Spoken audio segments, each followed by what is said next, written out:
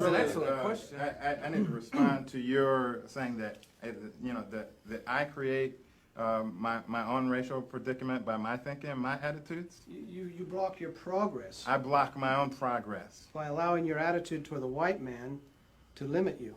I think the police limit me.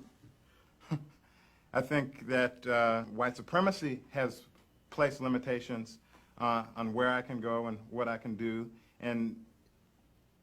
but I don't think that I cause my own predicament under white supremacy. And by white supremacy, I don't mean neo-Nazis, and I don't mean Klan, because I'm terrified of those people on an interpersonal basis. Institutionally, not terribly much, because most of the lethal, toxic, deadly racism that African American people experience and that other people of color experience in this country does not come from them. It comes from moral, fair-minded people who believe that they are lovers of justice, churchgoers, people who experience themselves as decent and actually very nice folk.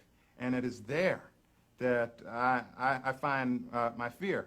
Back to the question of what it means to be white. I think what it means to be white, in part, is that you have the privilege of blaming people of color for their own victimization under white supremacy. I've heard you say that to me. I've heard you say that to him. I've heard you say that to him. I've heard you say it to him. I've heard you say it to every person of color in the room who challenged your perception of yourself in the world.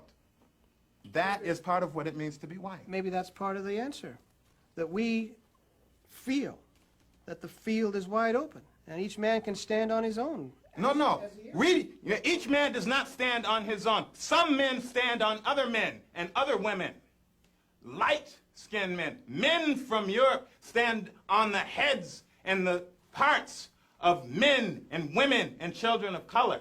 That is, and of course, you also stand on the heads of white women. But no, it's not a question of every man standing on his own ground. All of the ground, damn near, of this planet has been taken from almost all of the people of color on this planet. You know, Australia was a black continent. Africa was a black continent. And if the people themselves were not taken from Africa, then everything of value was taken from Africa, to the extent that that was possible.